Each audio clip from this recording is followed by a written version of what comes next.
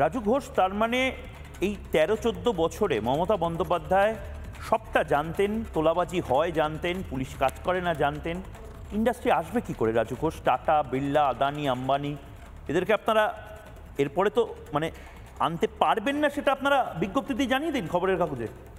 এখনো পর্যন্ত যাদের সততার প্রতীক শুনলে গা জ্বালাপাড়া করে, আপনার এই বাইট দেখার পরে আশা করি তাদের আর এটা গায়ে জ্বালাপাড়া করবে না, কারণ এটা প্রমাণিত হচ্ছে মমতা বন্দ্যোপাধ্যায় মানেই সততার প্রতীক।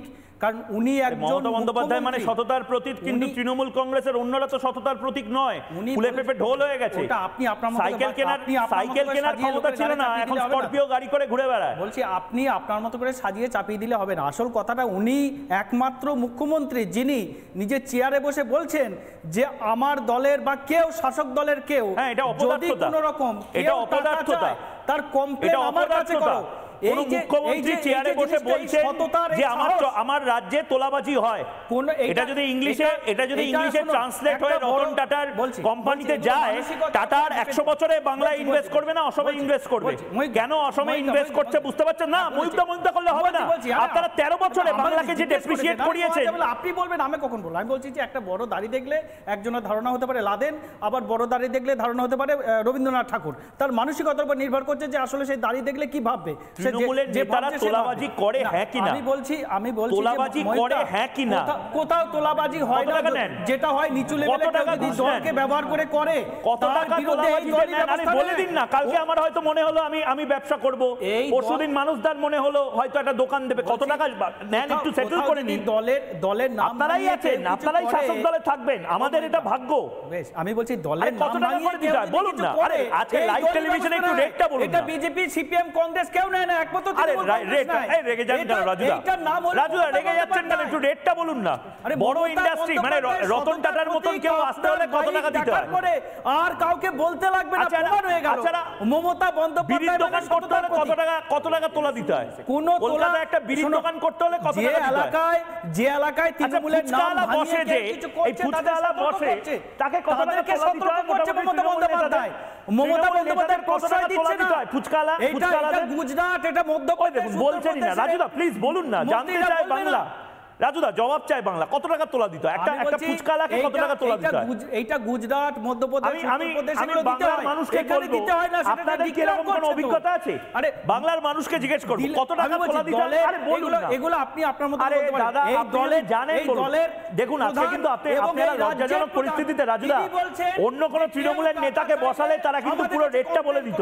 আপনি রেট কার্ডও জানেন না, আপনি এত অপদার্থ রাজনৈতিক কর্মী শাসক দলের হয়ে ব্যাট করছেন, আপনি রেট কার্ডও জানেন না। আপনি আপনার মতো করে বলুন না। আচ্ছা আমাকে একটা বলুন, আচ্ছা বেলুনের দোকান কত টাকা তোলা দিতে হয়? আরে আপনি বেলুন, আম, বেগুন নানান রকম আপনি বলতে পারেন, কিন্তু বলুন না। আরে একটু লজ্জা পান কেন? মমতা ব্যানার্জি বলেছে, আপনি তো বলছেন সততার প্রতীক। যতই মুখে কিছু আরে বলুন না দাদা, দর্শক বুঝতে পারছে যে মমতা বন্দ্যোপাধ্যায় সততার প্রতীক, তার প্রমাণ তিনি নিজে। এবার বলুন কত টাকা তোলা দিতে হয়? ফুচকার দোকান খুলতে হলে কত টাকা তোলা দিতে হয়, আর ফ্যাক্টরি বানাতে হলে কত টাকা তোলা দিতে? আচ্ছা জেলা ভাগে তোলা এতে অনলাইন পেমেন্ট তো নেন না? এইগুলো আপনাদের কাছে ইউপিআই করেন? বিজেপি শাসিত তোলাটা কি ইউপিআই তে নেন আপনারা? এটা আপনার ত্রিপুরা, মধ্যপ্রদেশ, বলুন না ইউপিআই তে তোলা নেন কিনা? আচ্ছা এখানে লাগে না, পুরোটাই কি ক্যাশে? অন্য রাজ্যেরটা আপনি এখানে চাপানোর চেষ্টা করছেন। ও রাজুদা ছেঁড়া নোটে তোলা নেন? আমি বলছি ছেঁড়া নোটে তোলা নেন? আরে আপনাদের বলছি, আরে বলুন না, আমি তাহলে হিসাবটা ক্লিয়ার হয়ে যায়। বাংলায় যারা এই মুহূর্তে শিল্প করতে আসবে, যারা ইন্ডাস্ট্রি করতে আসবে, তারা একটু আপনার কাছে কজন এসে বলেছে যে এখানে তোলা দিতে হয়? এটা আপনি আপনার মতো সাজিয়ে তোলা নেন, খুচরো পয়সায় তোলা নেন। তোলাবাজি খুচরোতে হয় কোন রকম? আচ্ছা বোয়াল মাছের দোকান করতে গেলে কত টাকা তোলা দিতে হবে? ডবল ইঞ্জিন, বোয়াল মাছের পেটির থেকে ভাগ দিতে হয়। আরে রেটটা বলুন, আপনি যতক্ষণ না রেটটা বলবেন আমি আপনাকে ছাড়বো না।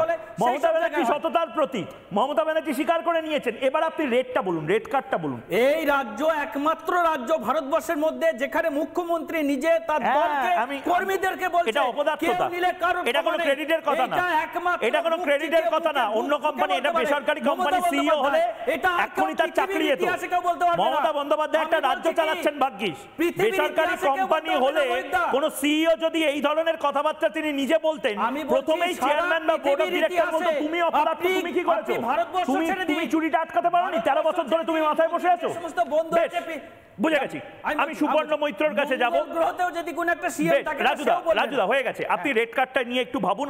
আমারও তো ইচ্ছা করে আমি একটু যদি শিল্প টিল্প করি তাহলে কত টাকা দিতে হবে আপনাদেরকে একটু জানতে হবে। নানা ধরনের কন্টেন্ট দেখার জন্য লাইক করুন, শেয়ার করুন আমাদের ফেসবুক পেজ, সাবস্ক্রাইব করুন আমাদের ইউটিউব চ্যানেল। পাশাপাশি অন্যান্য ব্রেকিং নিউজের জন্য অবশ্যই চোখ রাখুন রিপাবলিক বাংলায়।